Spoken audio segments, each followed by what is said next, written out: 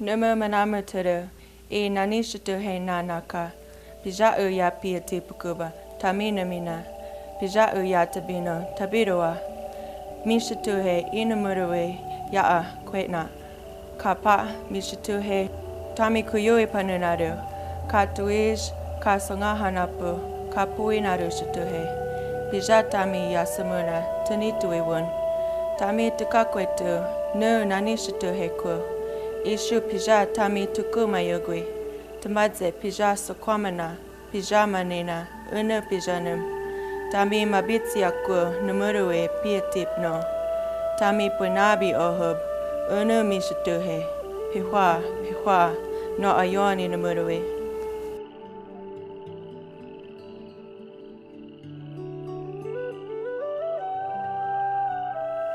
Ha'u, no Deborah Harry Minania, no Kuyui Dakota.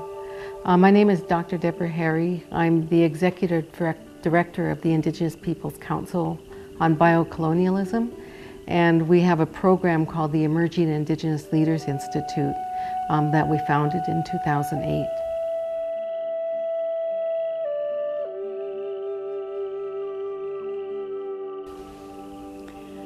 Según Kaharagusinjats, Danu Waskarewage, Danu Ganyakahaga, Mohawk Nation, Gahnawage territory. My name is Donna Kaharagus Goodleaf, and I am from the Ganyakahaga Mohawk Nation. And my community is in Gahnawage, which is located just outside of Montreal. And I'm currently the program director for the Emerging Indigenous Leaders Institute program. The EILI is the one and only effort that I see anywhere in North America that is specifically doing this from a culturally based, looking at the world, coming to understanding of the forces and the events and the conditions that have impacted us. And then, most importantly, assisting in thinking through what can be better. How do we get out of these cycles of oppression and dysfunction? And how do we make not only our own lives, but the world itself, the place that the creation intended it to be? From the beginning to the end, it's an awakening, you know, of the struggles that others face, other Indigenous peoples, the rights that we have, you know, how we can better our situations, how we can fight the good fight and walk the good road, and better ways to handle things, and also about how to keep our traditional way of life, our cultural self, our true self, as well as that outside civilized world, and how to balance those two worlds, and to be able to walk that path and keep that in balance, to keep your life in harmony. This program, because it is so unique, it is an Indigenous centered, it's culturally based education, a leadership program that really equips and provides students with a whole new level of learning that is not only fun, but also is so enriching, and it validates who they are, and it equips them with the essential skills that our leaders need today. You know, in terms of understanding who you are, learning your language, having a really good analysis about the historical impacts of colonization, understanding what decolonization is, and having the passion to want to change your community, you know, so it requires a vision. So, and having the freedom to think and to express what they see, you know, is going on, and what is it that they want to change. And most of our leadership have not had that opportunity to receive the kind of training that our students have received. So in essence, what we're creating, I think, in our region is a cadre of very well-trained, very skilled, very culturally grounded young leaders who are going to be making amazing changes in our communities on many, many fronts in the future.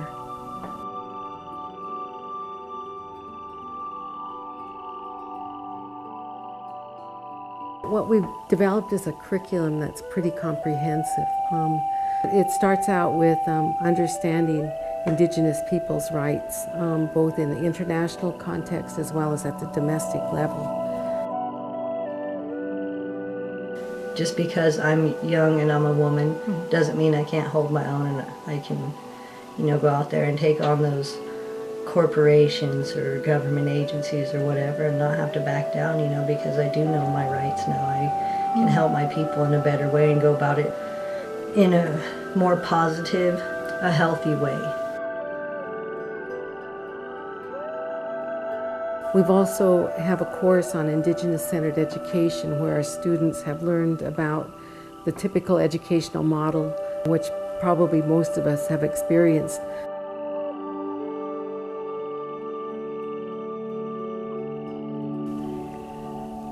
I think that the current direction that the educational systems are taking Indigenous peoples is there's a lot of limitations, because what it's doing is it's promoting and indoctrinating a lot of our Indigenous students to become familiar with their body of knowledge, and which does not validate ours.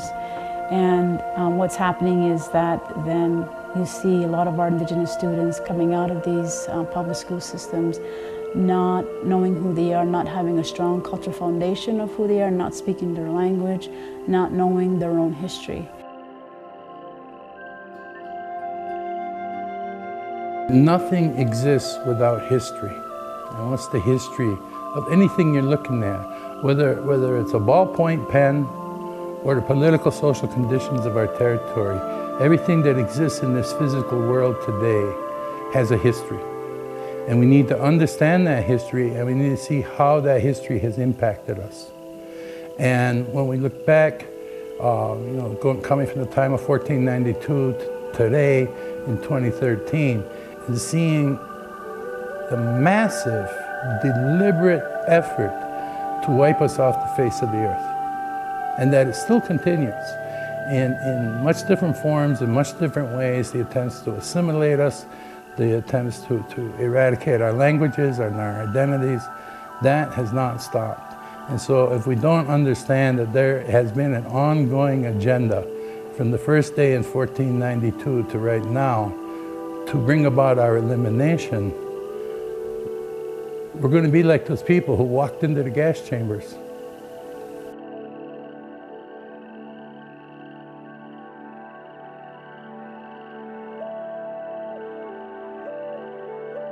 We've also had a course on developing sustainable homes, families, and communities, including looking at energy dependence and also looking at liberation technologies such as the use of solar technology.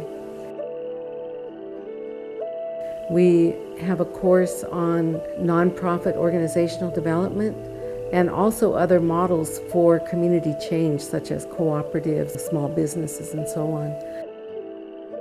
We also have a course on Indigenous wellness and health.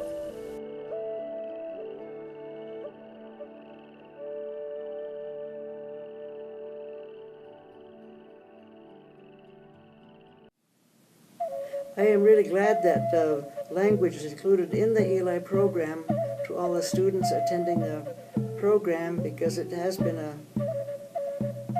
a learning experience for everyone, and learning our language.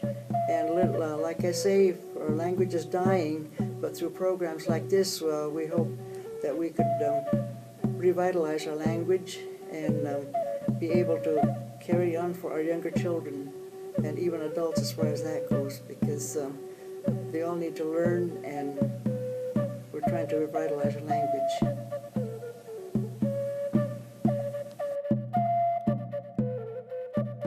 Halma no trisha minania, no dinaweta, no guided kata, no toy kata. Hello, my name is Trisha Kalabasa, and I'm from the Reno Sparks Indian Colony, and I'm Northern Paiute. New Dexter Quintero, minania, new guided kata, Shurzway, Pia, Terry Chavez, Winnemuckaway, Naa, George Quintero, Shurzway. Hi, I'm Dexter Quintero from Shurz, Nevada. I gained so much. I gained culturally a lot of confidence, just about where I come from, about who I am as a person and what I want to do in my life. I started attending regular council meetings, and I joined 2 tribal committees that would benefit my community, and I also ran for tribal council. If I hadn't started going to the Emerging Indigenous Leaders Institute, I probably wouldn't have had the confidence to even run for council or do any of those things, because I just felt it wasn't important. But this program really made me realize that our culture and being educated as Native people is really important for us and for our future and for just the progress of our Native people. The biggest thing is definitely my sense of identity. I really haven't felt a real connection with what I've been doing with my life, and lately, like, I've been getting that feeling like I've actually got a goal, I actually have a mission, and that sense of identity has really helped me be much more focused and much more of a leadership figure, and I want to change things. It motivates you to get out there and to start making a difference in your community, so that you get, if you act on a local level, eventually those ripples in the pond will turn global, and we can make those good things happen.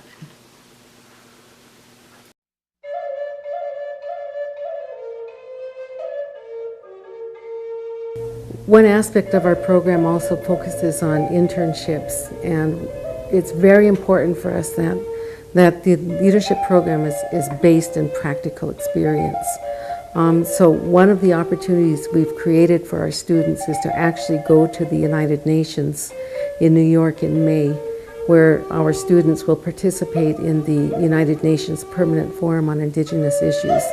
We'll go as a delegation. They'll follow certain issues through the course of the Permanent Forum and participate in various youth caucuses and Indigenous Peoples caucuses to advance Indigenous Peoples' rights at that level.